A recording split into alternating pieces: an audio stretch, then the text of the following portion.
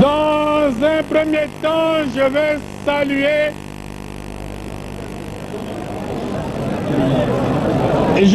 saluer la population de Brazzaville qui a réussi ce grand rassemblement sous l'égide de l'Alliance URD. Pendant de longues années, nous nous sommes battus pour la paix, pour l'unité nationale, et nous en avons donné les preuves. Cependant est vrai le fait que jamais je ne pourrai accepter que la Constitution soit violée.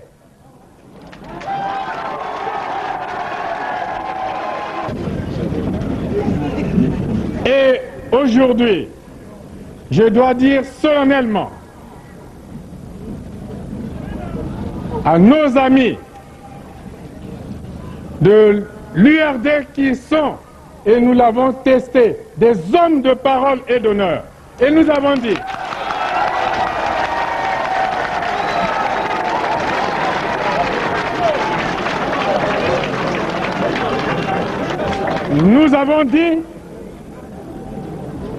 que tant que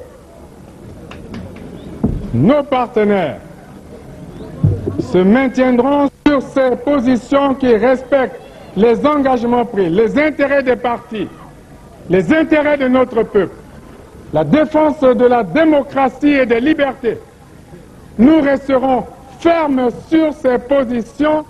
Et j'ai dit tout à l'heure, d'entrée de jeu, que nous avons ainsi réalisé, et vous le voyez, le véritable socle de l'unité nationale et de la paix.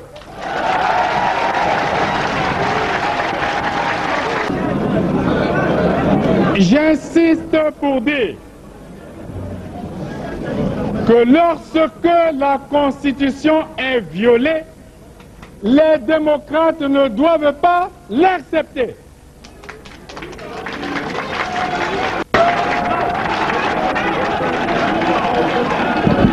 Jamais, jamais, jamais nous n'accepterons qu'un gouvernement censuré organise les élections dans un pays.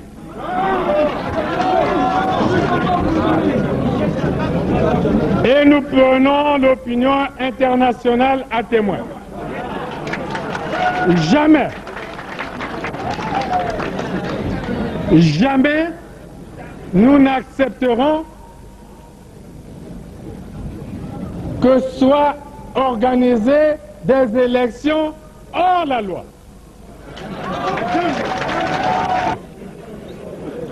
Là aussi, nous prenons l'opinion internationale à témoin. Je crois que tous les responsables de ce pays doivent penser aux intérêts du peuple, à la paix et à l'unité nationale.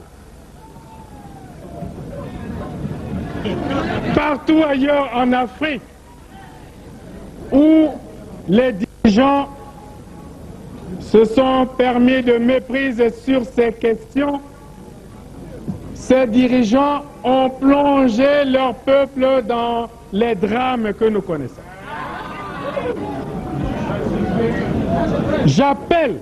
Je lance un appel à tous les dirigeants de ce pays, au président de la République, pour que la paix et l'unité nationale ne soient pas mises en danger. Je lance un appel au président de la République pour que nous sauvions la Constitution, pour que nous sauvions la démocratie et pour que nous sauvions la paix. Et pour moi, c'est un principe cardinal, le respect de la parole donnée. Le président Lissouba est en fin de mandat. Les élections présidentielles qui devaient avoir lieu pour le premier tour le 27 juillet dernier n'ont pas eu lieu. Donc, nous allons vers la fin du mandat du président Lissouba sans élection. Et il est en fin de mandat. L'espèce de conseil constitutionnel qu'ils ont mis en place à la hâte pour les manipulations politiciennes que vous observez, déclarer que le président Lissouba pourrait rester au pouvoir jusqu'à la tenue d'élections présidentielles au Congo. Et puis un conseil constitutionnel qu'on a formé on sait comment s'est retrouvé un jour dans une chambre avec 18 députés et sénateurs sur les 200 que compte le Parlement pour se faire une investiture et puis ensuite pour recevoir les requêtes du pouvoir et perpétrer ce que j'appelle un coup d'État constitutionnel. L'avis du Conseil constitutionnel, c'est un coup d'État constitutionnel. Parce que vous pouvez lire toute la Constitution, les articles 69, 70 et 71 en question. On n'a pas besoin d'être un grand clerc pour conclure que nulle part la Constitution ne donne au Conseil constitutionnel le pouvoir de proroger le mandat du président de la République. Nulle part. À plus de 70 ans, on n'est plus éligible. À plus de 70 ans, on n'est plus éligible. La Constitution prévoit qu'à 70 ans, encore